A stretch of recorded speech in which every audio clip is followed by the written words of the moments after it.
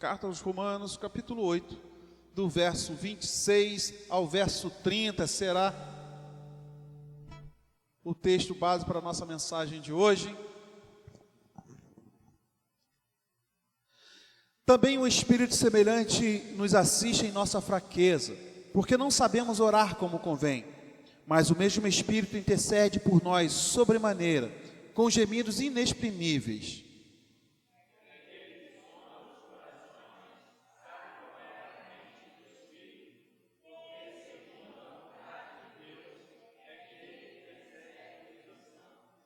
Sabemos que todas as coisas cooperam para o bem daqueles que amam a Deus, daqueles que são chamados segundo o seu propósito.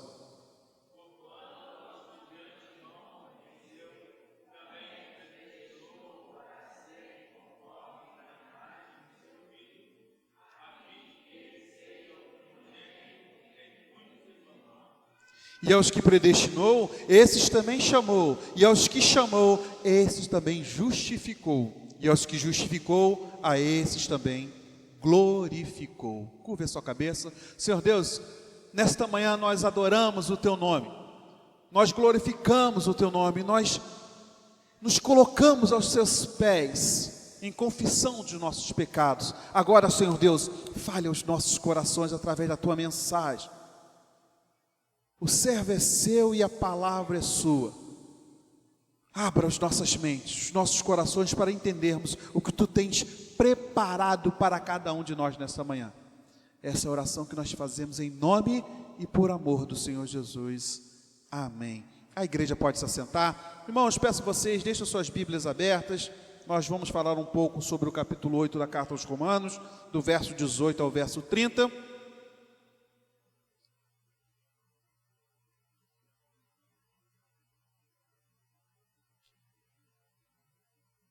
Queridos, vocês conseguem ouvir?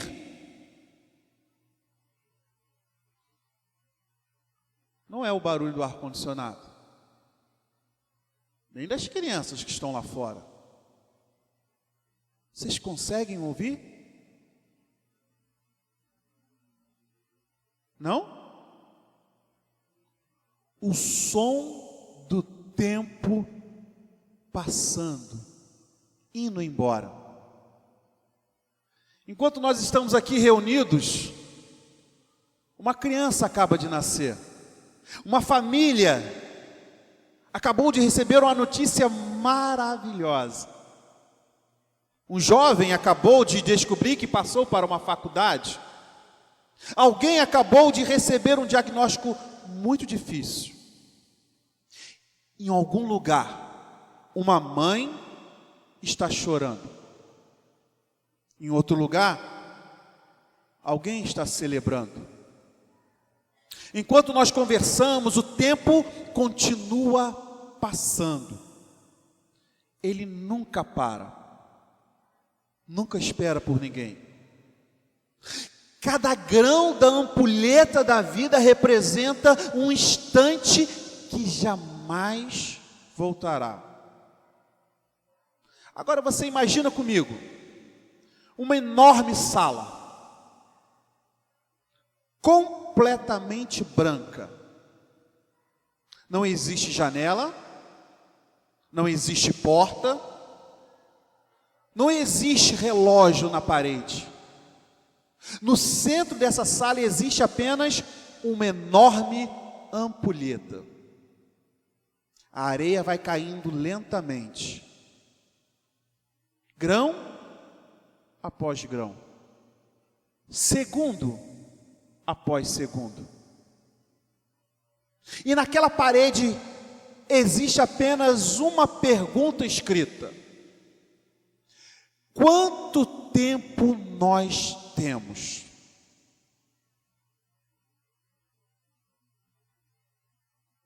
Talvez a resposta mais honesta seja: não muito. Vivemos olhando para os relógios. Na escola, o relógio.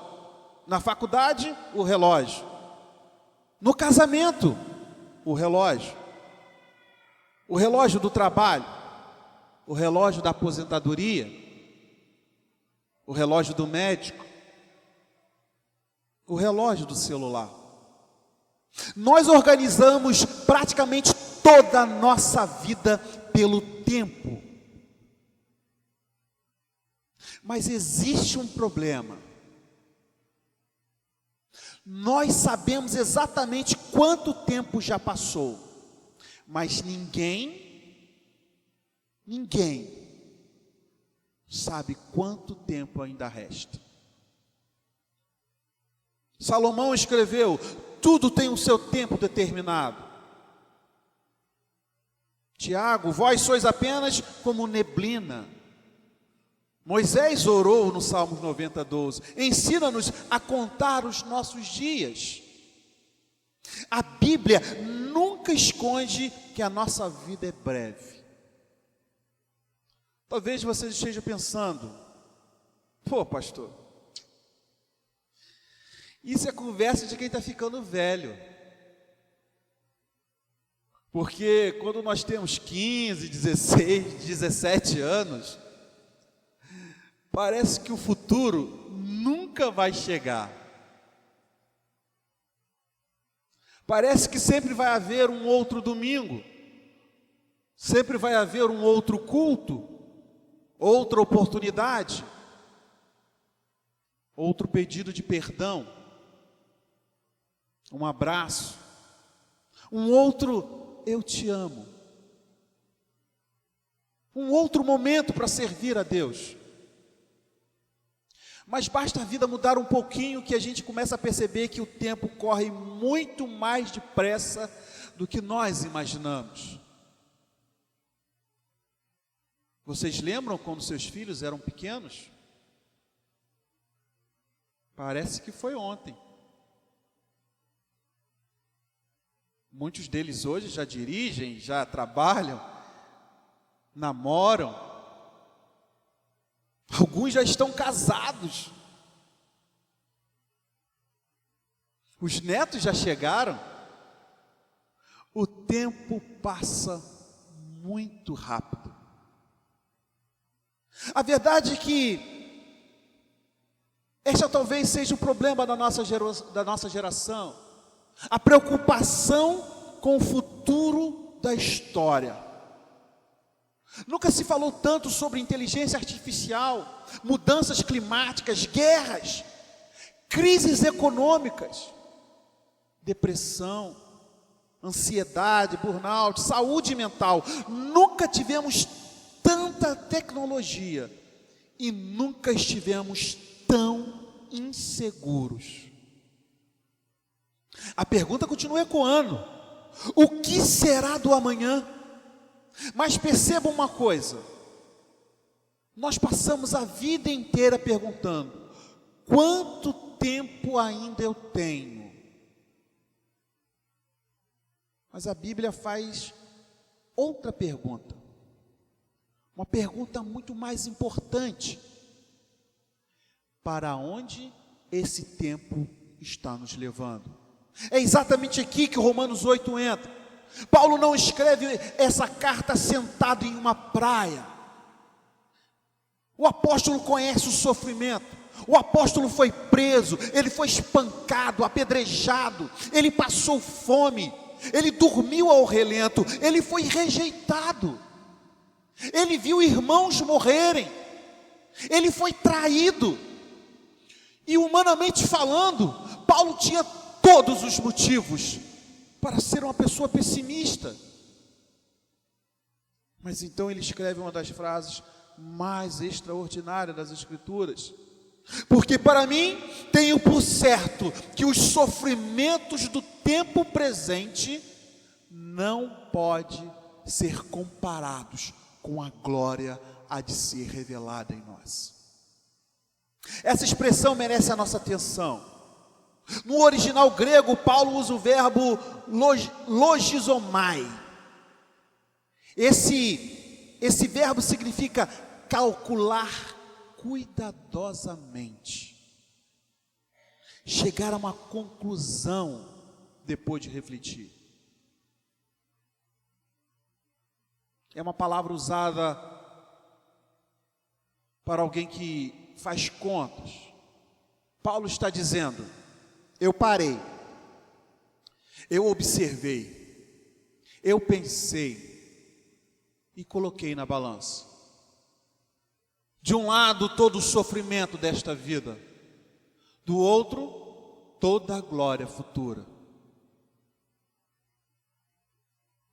Depois de fazer essa conta, então o apóstolo chegou a uma conclusão: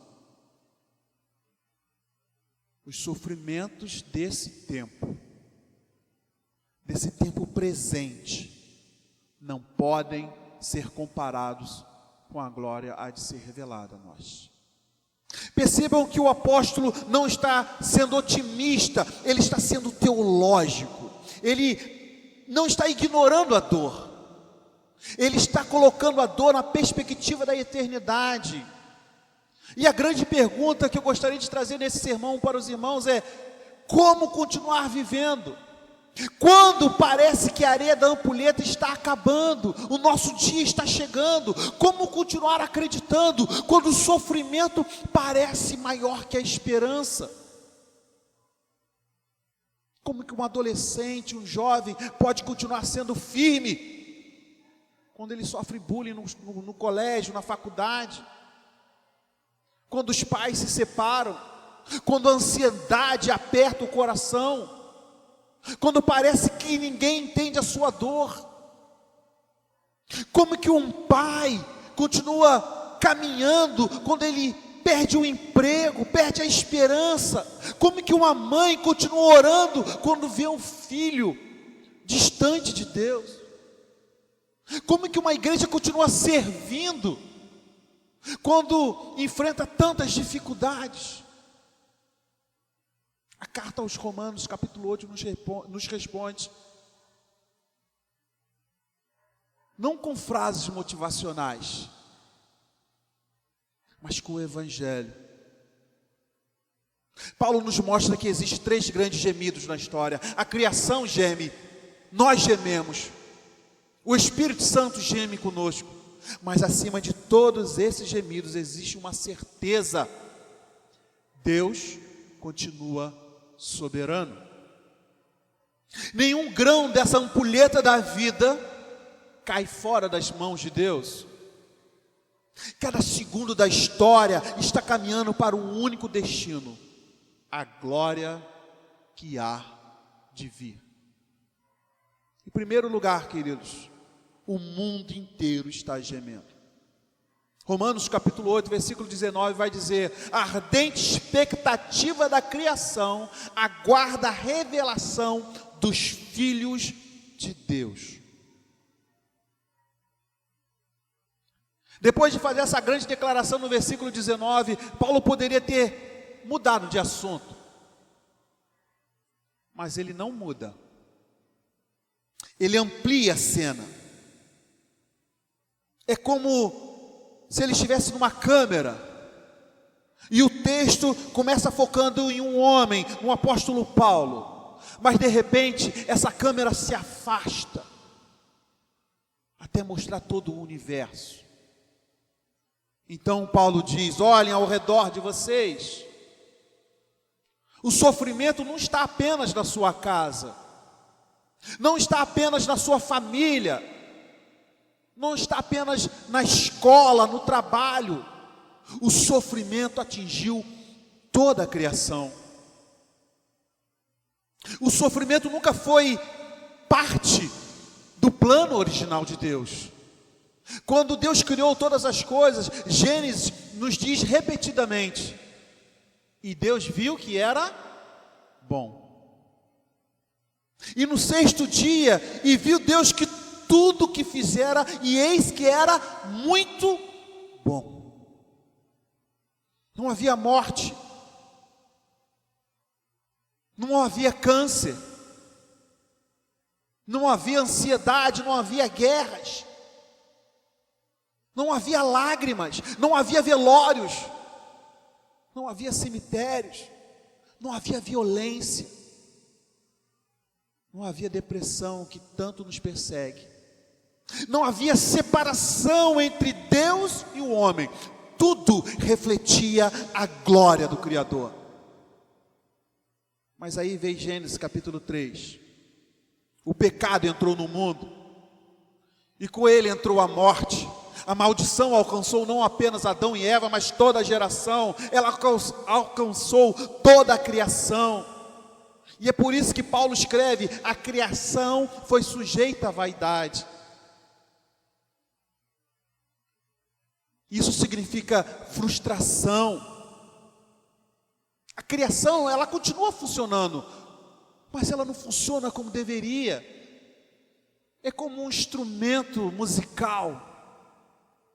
Quando ele está desafinado, ele continua funcionando, mas ele não produz o som que deveria produzir. Ele perdeu toda a sua harmonia original. E basta nós abrirmos nossos olhos, irmãos. Nós não precisamos procurar muito. As notícias mostram isso diariamente. Enchentes, secas, incêndios, terremotos, as guerras, fomes, as doenças, os animais morrendo, florestas sendo destruídas. Tudo isso anuncia uma verdade: esse mundo está quebrado. Talvez você pense: pastor, isso sempre foi assim, isso sempre aconteceu. Não, queridos, a Bíblia diz que não, o mundo não nasceu assim. O pecado deformou aquilo que Deus criou perfeito. A queda não atingiu apenas o homem, ela trouxe desordem sobre toda a criação, que agora aguarda a sua restauração final. E o apóstolo usa as palavras, ou uma palavra extraordinária, é uma palavra rara. Ela significa literalmente esticar o pescoço para enxergar ao longe. Imagina uma criança esperando o pai chegar do trabalho. Ela olha pela janela, estica a cabeça, e quando escuta o barulho de um carro, é o papai.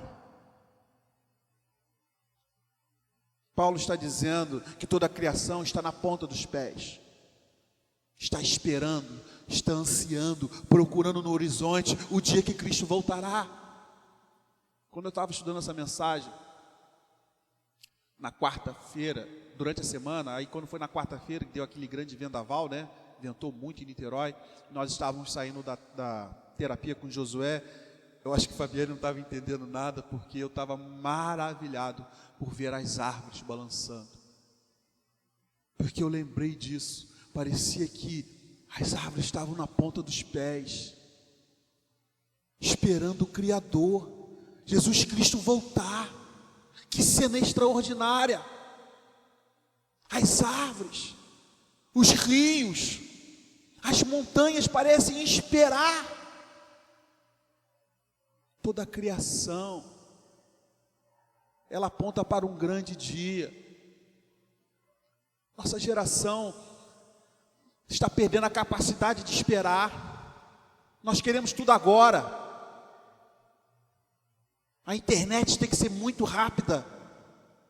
A resposta tem que ser imediata. Tudo tem que ser entregue no mesmo dia. Os vídeos no celular tem que ser rápidos, poucos segundos. Se um site demora a abrir, a gente já fica preocupado, a gente já fica nervoso, impaciente. Mas Deus não trabalha no nosso ritmo. O apóstolo Pedro vai dizer em 2 Pedro 3,8: para o Senhor o dia é como 1000 anos, e 1000 anos como um dia. Deus nunca chega atrasado, querido irmão. Ele está conduzindo a história exatamente para onde Ele prometeu, uma esperança maior que o caos. Às vezes nós ligamos a televisão e parece que o mundo está desmoronando. Foi o que aconteceu. Acho que foi terça-feira que teve um terremoto no Japão. E eu estava terça-feira eu dormi um pouco mais tarde, Fabiano já tinha ido deitar, a gente estava vendo televisão, e aí a gente estava vendo uma série, eu tirei da série e caiu no jornal, terremoto no Japão. Meu Deus. E aí a gente vê violências, famílias sendo destruídas, aqueles que eram para ter esperança, os jovens, perdem completamente a sua esperança. Então surge a pergunta: será que tudo está perdido? A carta aos Romanos diz que não. A criação não está caminhando para um caos definitivo, ela está caminhando para a restauração definitiva. Isso muda completamente a nossa maneira de viver. Nós não somos pessimistas, também não somos ingênuos, nós somos esperançosos. Nós sabemos que existe o sofrimento, mas nós também sabemos que Cristo já venceu o pecado e a morte. O reverendo Hernandes, no seu comentário sobre o livro de Romanos, vai dizer que a criação não caminha para um funeral, mas para um novo nascimento. E o texto vai nos dizer: assim como dores de parto, anuncia-se a chegada da nova vida. Os gemidos da criação anunciam a chegada da nova criação prometida por Deus. Queridos, que imagem maravilhosa! As dores do parto não são um fim, são um anúncio de que algo glorioso está prestes a acontecer. É exatamente isso que Paulo diz no versículo 22, porque sabemos que toda a criação, a um só tempo, geme, suporta angústias, até agora, como em dores de parto. O apóstolo aqui não compara as dores do sofrimento da morte, ele compara as dores do nascimento. Porque em Cristo, o fim da história não é um túmulo, é uma nova criação. Mas o apóstolo ainda não terminou. Depois de orar para o universo inteiro, a câmera reduzida, e ele olha para nós. E talvez alguém pudesse pensar: pastor, eu entendo, o mundo está sofrendo, mas e a minha dor? E aquilo que ninguém vê? E as lágrimas que eu escondo? E aí Paulo responde isso no versículo seguinte: não só a criação que geme, nós gememos, nós choramos,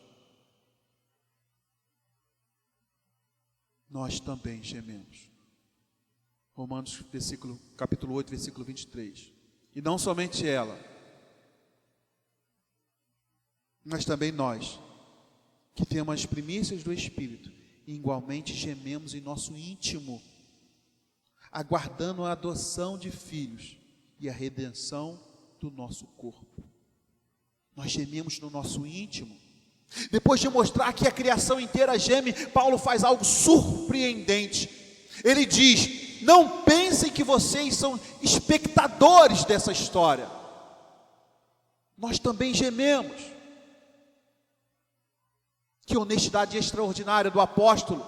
Paulo não diz que o cristão vive sorrindo o tempo todo. Ele não diz que quem tem fé nunca chora. Ele não diz que seguir ao Senhor Jesus elimina todas as dores. Pelo contrário, o apóstolo diz: nós gememos. Isso significa que sentir dor não é falta de fé. Chorar não é falta de espiritualidade. Pedir ajuda não é sinal de derrota. Até os maiores servos de Deus choraram. Moisés chorou, Davi chorou, Jeremias ficou conhecido como o profeta chorão. O Senhor Jesus chorou quando viu que Lázaro estava morto e a sua família estava sofrendo. Então o apóstolo diz: nós gememos.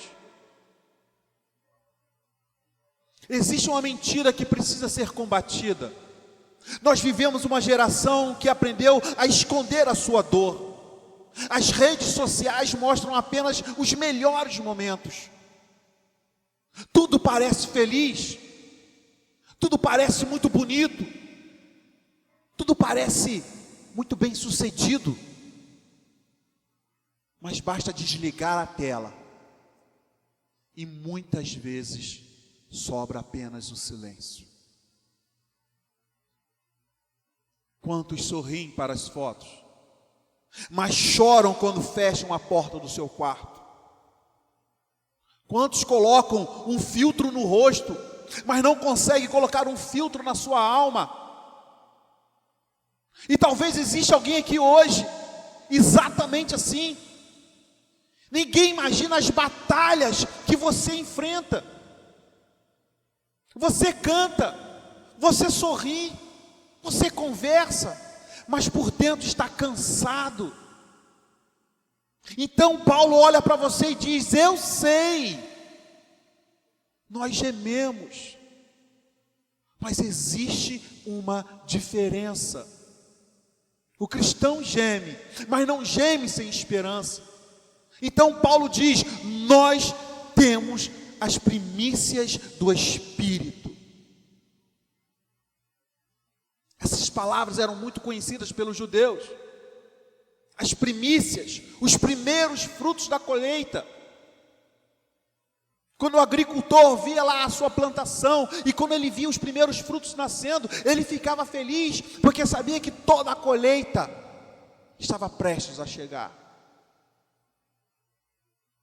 E Paulo diz exatamente isso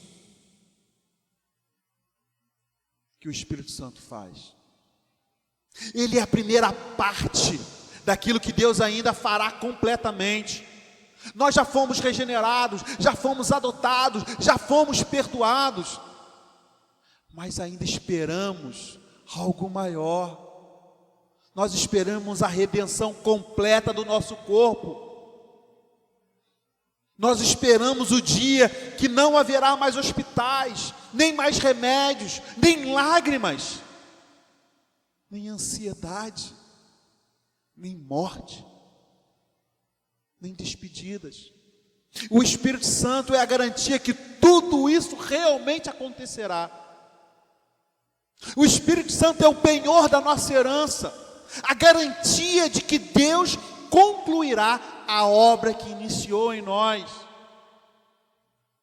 Então a ampulheta da vida continua.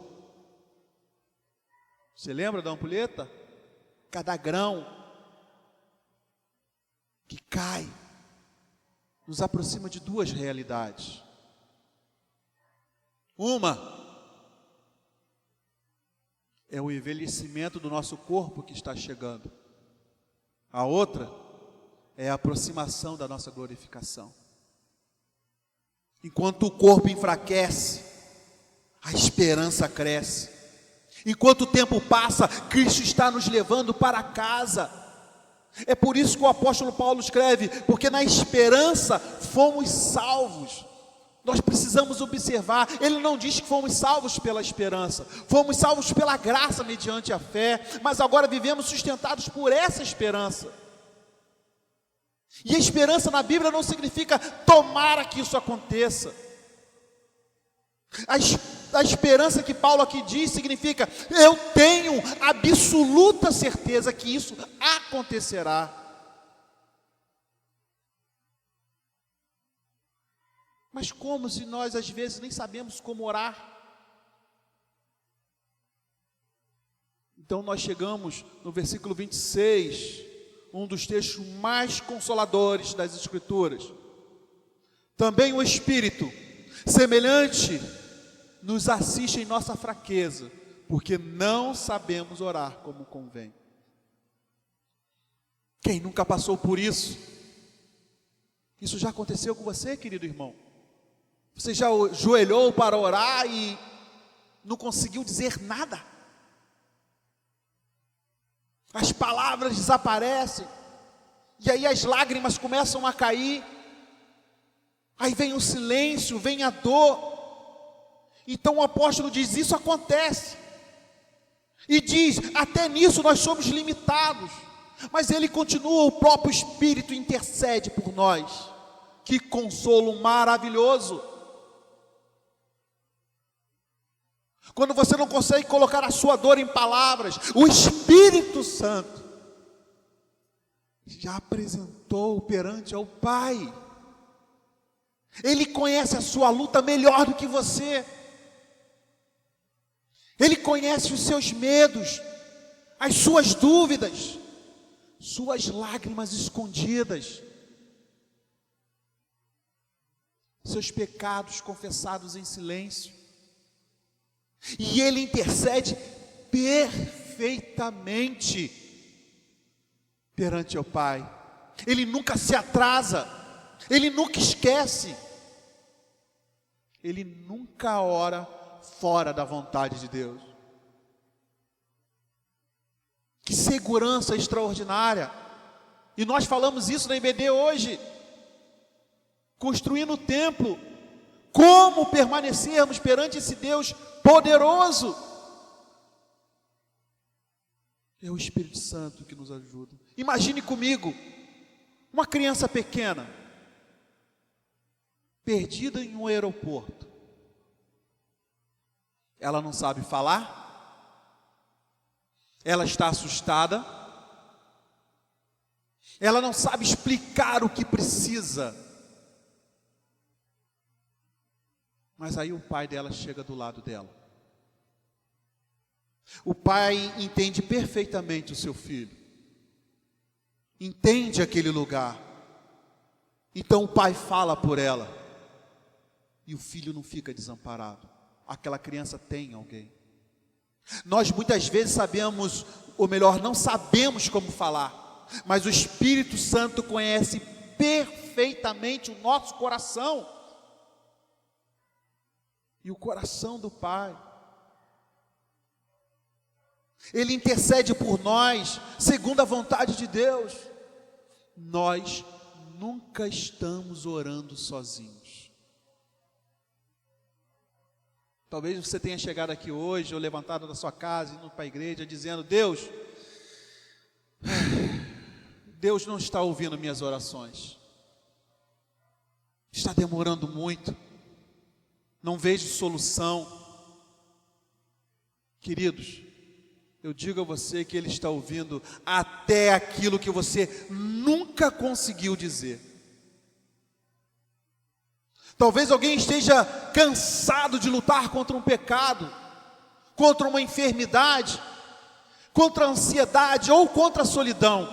Paulo não promete que tudo mudará amanhã, mas promete algo infinitamente melhor. Você nunca enfrentará essa luta sozinho. O Espírito Santo caminha com você, Ele sustenta você, Ele intercede por você, Ele fortalece você. A cada grão da ampulheta que vai caindo, não está levando você para o desespero, está levando você para a glória de Deus. Até aqui o apóstolo nos mostrou grandes verdades. A criação geme, nós gememos. Talvez você poderia perguntar: e Deus? Onde Deus está quando tudo isso acontece? Será que Ele só está nos observando? Será que Ele perdeu o controle da história? Será que a ampulheta da vida caiu de suas mãos? O apóstolo nos responde no versículo 28 ao 30, não. Enquanto a criação geme, enquanto nós gememos, Deus continua governando soberanamente cada grão da ampulheta da nossa história. Terceiro e último lugar, queridos, Deus nunca perdeu o controle da ampulheta. Depois de falar do sofrimento, depois de falar das lágrimas, depois de falar do gemido da criação, depois de falar do gemido da igreja, Paulo faz uma das declarações mais extraordinárias da Bíblia. Sabemos que todas as coisas cooperam para o bem daqueles que amam a Deus. Percebam essa primeira palavra, sabemos. O apóstolo não diz achamos, esperamos, quem sabe? Não, ele diz sabemos. A esperança cristã não é construída sobre sentimentos, ela é construída sobre a promessa de Deus. A nossa fé não repousa nas circunstâncias, nossa fé repousa no caráter de Deus. Romanos 8, 28 talvez seja um dos versículos mais conhecidos da Bíblia, mas também os mais mal compreendidos. Muitas pessoas leem assim: talvez vai dar certo. Mas Paulo não escreveu isso. E ele também não diz todas as coisas são boas. Nem tudo é bom. A morte não é boa. O câncer, uma doença não é bom. O abuso não é bom. A traição não é boa. A guerra não é boa. O pecado nunca será bom. Então, o que Paulo afirma? Ele usa um verbo muito interessante: sinergia.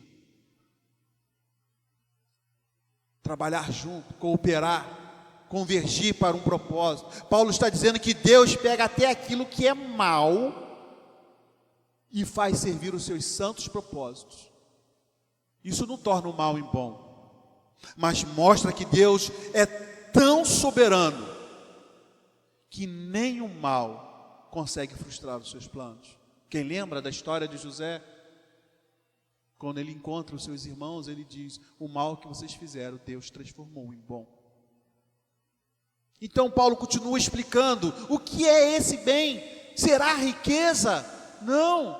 Será o sucesso? Também não. Será uma vida sem problemas? De maneira nenhuma. A resposta está no versículo seguinte: para serem o quê? Conformes à imagem de Deus.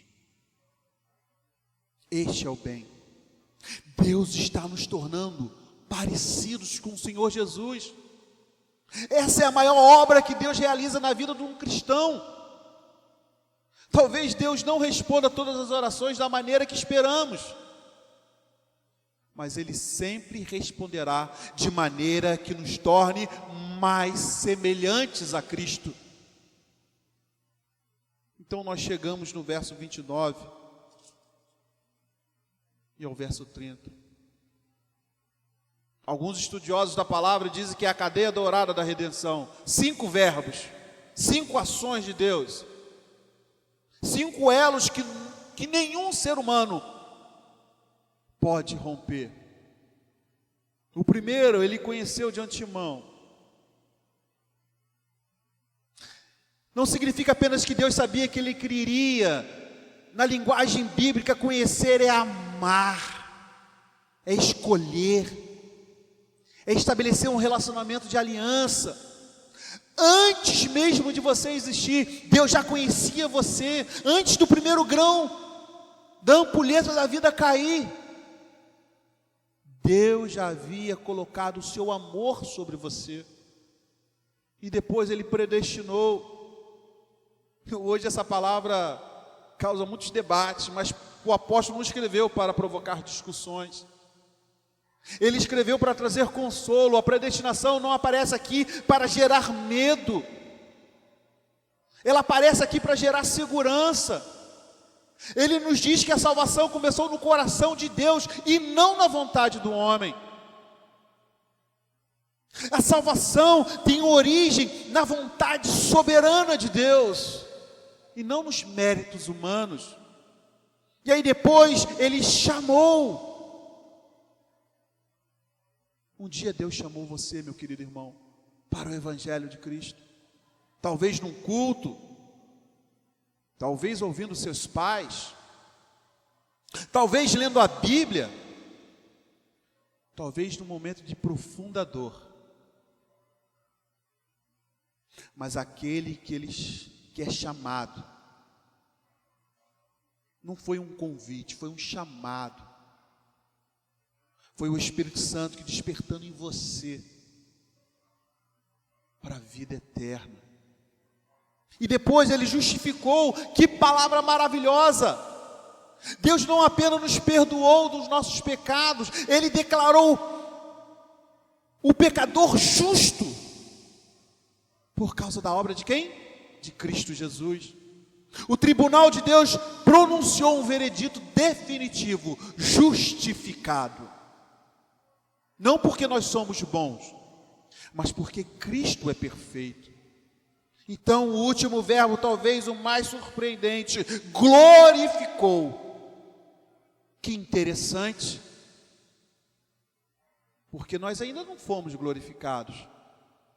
Então, por que o apóstolo Paulo colocou esse verbo no passado?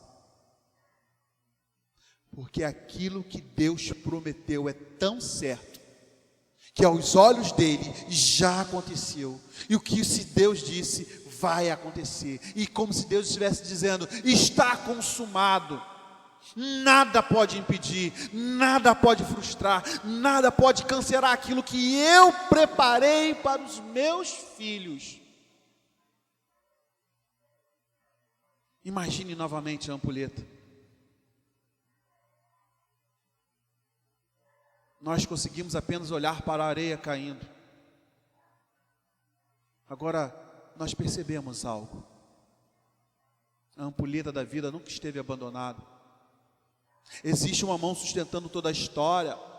Essa mão pertence a Deus, o Deus soberano. Nenhum segundo caiu por acaso. Nenhuma lágrima que desceu do seu rosto foi desperdiçada. Nenhuma oração que você fez foi esquecida. Nenhuma noite escura escapou do controle de Deus.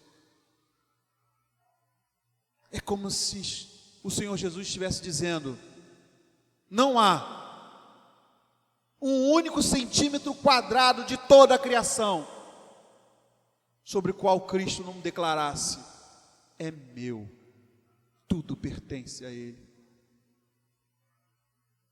Eu diria que não existe nenhum grão da ampulheta da vida que tenha caído fora das mãos do Senhor. Talvez você nem saiba o que vai fazer daqui a 5 anos, mas Deus sabe. Talvez você esteja enfrentando uma enfermidade, uma crise financeira,